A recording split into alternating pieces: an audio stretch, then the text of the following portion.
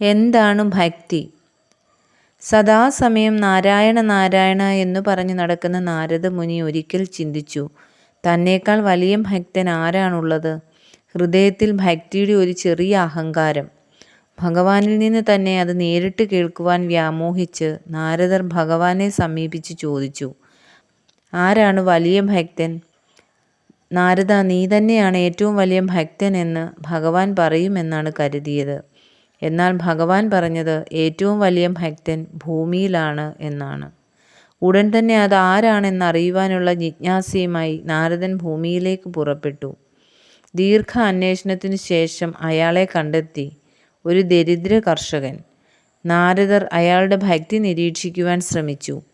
രാവിലെ ഉണരുമ്പോഴും കാർഷിക പ്രവൃത്തി തുടങ്ങുമ്പോഴും രാത്രി കിടക്കുമ്പോഴും 3 പ്രാവശ്യം മാത്രം നാരായണനാമം ജപിക്കുന്ന ഇയാൾക്കാണോ 24 മണിക്കൂറും നാരായണനാമം ജപിക്കുന്ന തന്നേക്കാൾ ഭക്തിയെന്ന് നാരദർ അതിശയിച്ചു. നാരദർ വീണ്ടും വൈകുണ്ഠത്തിലെത്തി.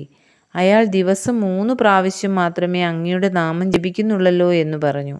മഹാവിഷ്ണു അത് കാര്യമാക്കാതെ നാരദരോട് അവിടെ ഇരിക്കുന്ന ആ പാത്രത്തിലെ എണ്ണ അല്പം പോലും തൂകിപ്പോകാതെ അതുമായി വൈകുണ്ഠത്തിന് ചുറ്റും പ്രദക്ഷിണം ചെയ്യുവാൻ ആവശ്യപ്പെട്ടു.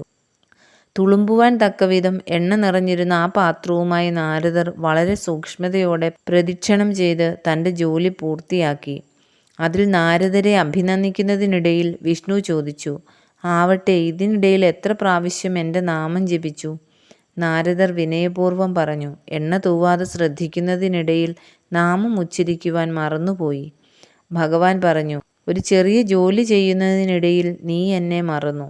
ദിവസവും കഷ്ടപ്പെട്ട് അധ്വാനിക്കുന്ന ആ കർഷകൻ കൃത്യമായും 3 നേരം നാമം ജപിക്കുന്നുണ്ടല്ലോ. അപ്പോൾ നാരദർക്ക് തൻ്റെ ഭക്തിയുടെ കഴമ്പില്ലായ്മ മനസ്സിലായി.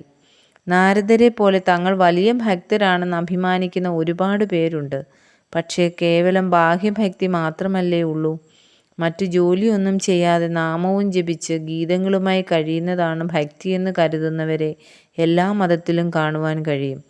രബീന്ദ്രനാഥ ടാഗോർ ഗീതാഞ്ജലിയിൽ ഇങ്ങനെ പ്രതിപാദിക്കുന്നു, വാതിലുകൾ അടച്ച് ക്ഷേത്രത്തിൻ്റെ ഏകാന്തമായ ഇരുണ്ട മൂലയിൽ നിങ്ങൾ ആരെയാണ് ആരാധിക്കുന്നത്?